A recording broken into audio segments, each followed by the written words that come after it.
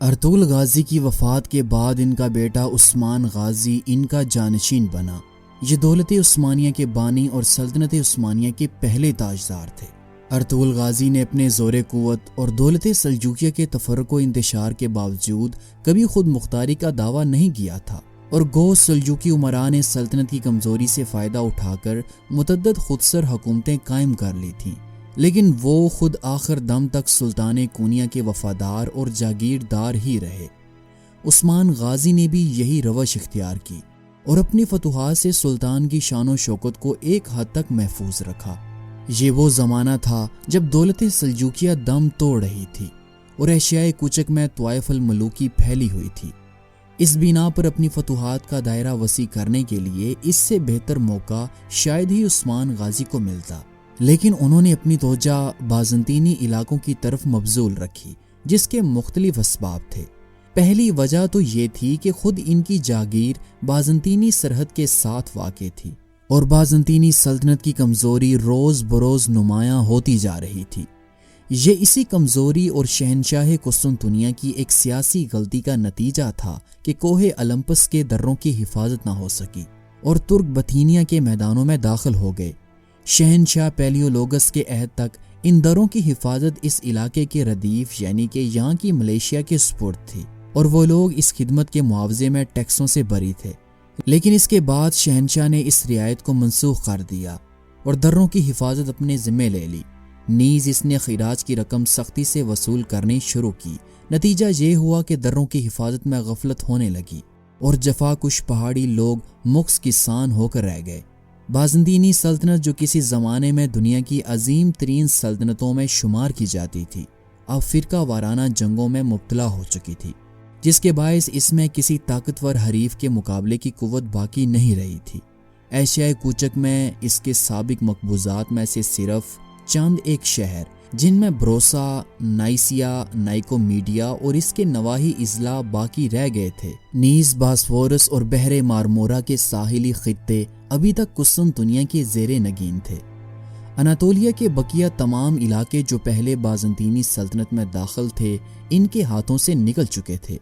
عثمان کے لیے بازنطینی علاقوں کی طرف متوجہ ہونے کی دوسری وجہ اسلام کی تبلیغ تھی۔ تیسری بڑی وجہ بازنطینیوں سے برسر پیکار ہونے کی یہ تھی کہ عثمان کے لیے دوسری جانب قدم بڑھانے کی گنجائش نہ تھی۔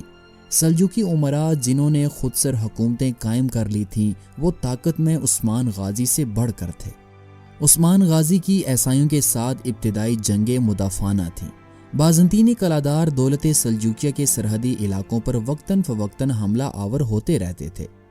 سلطان کونیا کے ایک نائب کی حیثیت سے عثمان کو ان حملہ آوروں سے مقابلے کے لیے آگے بڑھنا پڑا۔ پہلے ہی سال کراجہ حصار کا مارکا پیش آیا۔ عثمان غازی نے اس قلعے کو فتح کر لیا۔ سلجوقی سلطان نے کراجہ حصار اور اس کے گرد و پیش کی تمام اراضی جو عثمان نے بزور شمشیر حاصل کی تھی، اسے جاگیر میں دے دی۔ نیز انہیں بک کے خطاب سے سرفراز کر کے انہیں اپنا سکہ جاری کرنے اور اپنا نام جمعے کے خطبے میں شامل کرنے کی بھی اجازت دی۔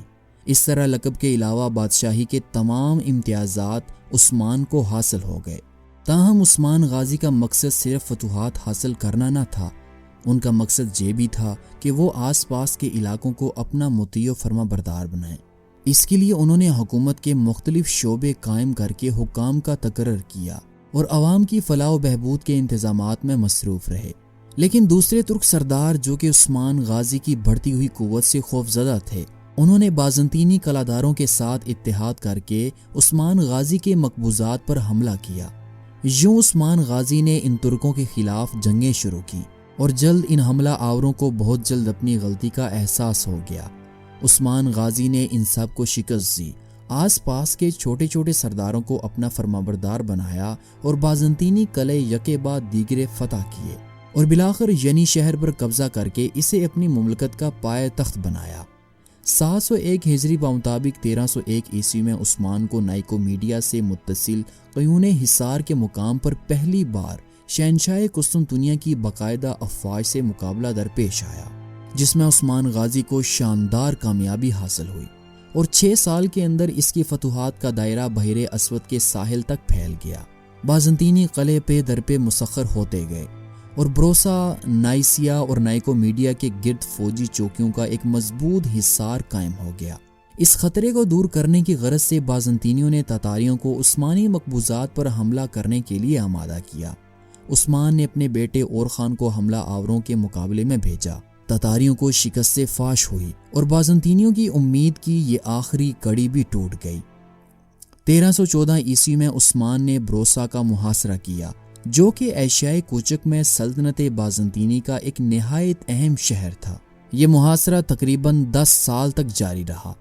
بالآخر 1324 عیسوی میں عاجز آ کر محصورین نے ہتھیار ڈال دیے اور شہر کو خالی کر دیا، اور ترک فوج اور خان کی سرکردگی میں فاتحانہ طور پر بروسا شہر میں داخل ہوئی۔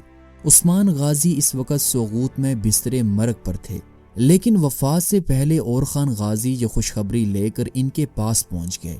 عثمان غازی نے اور خان کی ہمت و شجاعت کی داد دی اور انہیں اپنا جانشین مقرر کر دیا، اور بلا تفریق تمام رایا کے ساتھ یکساں عدل و انصاف اور بھلائی کرنے کی وصیت کی۔ پھر یہ ہدایت کی کہ انہیں بروسا میں دفن کیا جائے اور اس شہر کو عثمانی سلطنت کا پائے تخت بنایا جائے۔ چنانچہ اس وصیت کے مطابق انہیں بروسا میں دفن کیا گیا اور ان کی قبر پر ایک عالی شان مقبرہ تعمیر کیا گیا۔ عثمان غازی میں وہ تمام اوصاف پائے جاتے تھے جو ایک بانی سلطنت کے لیے ضروری ہوتے ہیں۔ اس کی ہمت اور شجاعت غیر معمولی تھی۔ میدان جنگ میں اس کا کوئی ثانی نہ تھا، اور انتظام حکومت میں اس کی دانش مندی عوام کے دلوں کو اپنا گرویدہ بنا لیتی تھی۔ اس کے عدل و انصاف کی شہرت تمام ملک میں پھیلی ہوئی تھی۔ اس کی عدالت میں ترک و تاتار، مسلم و عیسائی سب برابر تھے۔ عوام کی بہبودی اس کا نصب العین اور حکومت کی خوشحالی اس کا مطمع نظر تھا۔ قرون اولیٰ کے مجاہدوں کی طرح اس کا طرز زندگی نہایت سادہ اور نمائش سے یکسر پاک تھا۔ دولت اس نے کبھی جمع نہ کی تھی۔